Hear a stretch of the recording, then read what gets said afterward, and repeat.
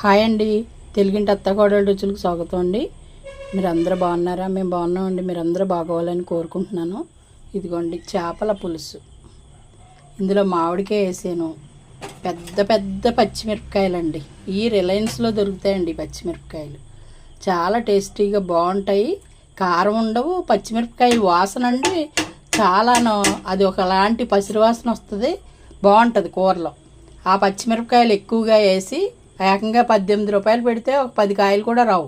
అంత బాగుంటాయి కాయలు. ఫ్రెష్గా ఉంటాయి. అవి తీసుకొచ్చి వేసాను. మామిడికాయ, ఒక టమాటా వేసి చేపల పులుసు పెట్టానండి. గుమ్మగుమ్మలాడతా చేపల పులుసు. అదిగో ఇదండి ఈరోజు వంట. చేపల పులుసు, వారుపన్నం, పెరుగు, పచ్చళ్ళు ఉంటాయి. ఇది మా భోజనం.